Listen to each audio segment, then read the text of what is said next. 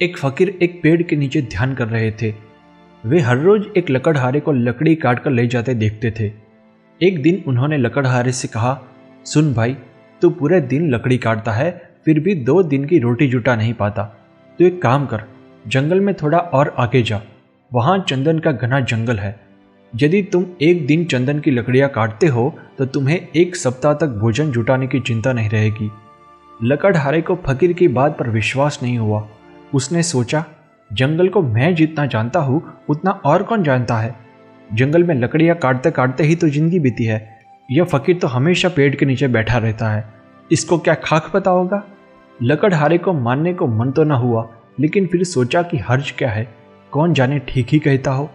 फिर झूठ कहेगा भी क्यों, देखने से तो अच्छा आदमी मालूम पड़ता है। इसके पहले कभी कुछ बोला भी नहीं, एक बार प्रयोग करके देख लेना चाहिए। फकीर की बातों पर विश्वास करके वह जंगल में और आगे गया। वहां से जब लौटा तो फकीर के चरणों में सर रखकर कहा, मुझे क्षमा करें, मेरे मन में बड़ा संदेह था, क्योंकि मैं तो सोचता था कि मुझसे ज़्यादा इस जंगल की लकड़ियाँ को कौन जानता है। मगर मुझे चंदन की पहचान न थी। मेरा बाप भी लकड़हारा था, उसका बाप भी लकड़हारा था। हम तो ऐसे ही लकड़ियाँ काटते काटते जिंदगी बिताते रहे। हमें चंदन की पहचान ही क्या। हमें तो चंदन मिल भी जाता तो भी हम उसे काटकर मामूली लकड़ी के दाम पर बाजार में बेच आते। आपने पहचान बताई, आपने गंध जतलाई, आपने परख दी। मैं भी कैसा अभागा हूँ, काश पहले पता चल जाता। फकीर ने कहा, फिक्र मत करो, जब जागो तभी सवेरा है। तब से लकड़हारे के दिन बड़े मजे में कटने लगे।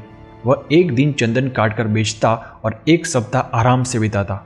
अब रोज रोज जंगल जाने की जरूरत नहीं थी। एक दिन फकीर ने कहा, अरे भाई, मुझे लगा कि तुम में कुछ अक्ल होगी, पर नहीं, तुम तो बस लकड़ियां काटते रहे पर आगे नहीं बढ़े। क्या तुम्हारे दिमाग में कभी ख्याल नहीं आया कि इस चंदन के जंगल के आगे भी कुछ हो सकता है? यह सवाल तो मेरे मन में कभी आया ही नहीं। लकड़हारे ने आश्चर्य से पूछा, क्या चंदन के जंगल के आगे भी कुछ है? फकीर ने हल्की मुस्कान बिखेर कर कहा, हाँ, चंदन के जंगल के आगे चांदी की खदान है। ये लकड़ियां काटना छोड़ो, एक दिन चांदी ले आओगे तो 2-4 महीने के लिए शांति हो जाएगी। अब लकड़हारे को उस फकीर पर भरोसा होने लगा। बिना किसी संदेह के वह तुरंत भागा। चांदी हाथ लगी फिर तो कहना ही क्या, चांदी ही चांदी थी। एक बार चांदी लेकर आता, फिर 4-6 महीने तक आराम हो जाता। फकीर ने एक दिन उससे कहा, अरे तुम कभी अपने आप जागोगे या नहीं? क्या मुझे ही हर बार तुम्हें जगाना होगा? चांदी की खदान के आगे सोने की खदान है मूर्ख। तुझे खुद अपनी तरफ से सवाल, जिज्ञासा, मुमुक्षा कुछ नहीं उठती कि जरा आगे और देख लूँ? अब 6 महीने मस्त पड़ा रहता है, घर में कुछ काम भी नहीं है, फुर्सत है, जरा जंगल में आगे जाकर देख लूँ, यह ख्याल मन में नहीं आता। उसने कहा, मैं भी मंदभागी, मुझे यह ख्याल ही नहीं आया। मैं तो समझा चांदी बस आखिरी बात हो गई, अब और क्या होगा। उसने सोना तो कभी देखा न था, सिर्फ उसके बारे में सुना था। उस दिन वह चांदी की खदान से थोड़ा आगे बढ़ा, उसके हाथ सोने की खदान लग गई। 6 महीने के बाद फकीर ने लकड़हारे को फिर बताया कि सोने की खदान के आगे हीरे की खदान है। हीरे की खदान पर हाथ लगने के बाद लकड़हारे का पूरा जीवन बदल गया। अब उसकी गिनती गांव के धन कुबेर के रूप में होने लगी।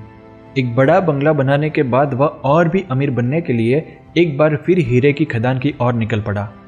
पेड़ के नीचे बैठे फकीर ने उसे देखकर कहा, अरे मूर्ख, तुम अब तक समझे क्या नहीं? तुम हीरे की खदान पर ही क्यों रुक गए? मूर्ख शब्द सुनकर अब लकड़हारे के अहंकार को ठेस पहुंची। अब उसने अकड़ कर कहा, ए फकीर, मुझसे इज्जत से बात करो। अब हीरे की खदान के आगे और क्या हो सकता है? फकीर मुस्कुरा कर बोला, हीरे की खदान के आगे मैं हूं।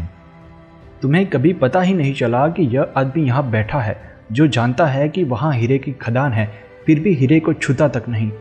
उसे हीरो से भी अधिक कीमती चीज अवश्य मिल गई होगी। क्या यह प्रश्न कभी तुम्हारे मन में नहीं आया? उस आदमी ने फिर अपना माथा खुजाया। वह तुरंत फकीर के चरणों में सिर रखकर बोला, मैं कितना मूर्ख हूँ, मुझे यह सवाल ही नहीं आता। तुम जब बताते हो तब मुझे याद आता है। यह ख्याल तो मेरे मन में कभी आ ही नहीं सकता था कि तुम्हारे पास हीरो से भी बड़ा कोई धन है। फकीर ने मुस्कुराते हुए कहा, उस धन का नाम है ध्यान। अब तुम्हारे पास बहुत धन है, अब और पैसे की जरूरत नहीं है। अब जरा अपने भीतर की खदान खोदो, वह सबसे आगे है। ओशो सार, यही मैं तुमसे कहता हूँ, और आगे और आगे चलते ही जाना। तब तक मत रुकना जब तक कि सारे अनुभव शांत न हो जाए। परमात्मा का अनुभव भी जब तक होता रहे, समझना द्वि मौजूद है, द्वैत मौजूद है, देखने वाला और दृश्य मौजूद है। जब वह अनुभव भी चला जाता है तब निर्विकल्प समाधि बनी रहती है।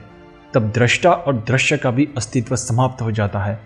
तब कोई भी नहीं बचता, एक सन्नाटा है, एक शून्य है, और उस शून्य में जलता है बोध का दीपक।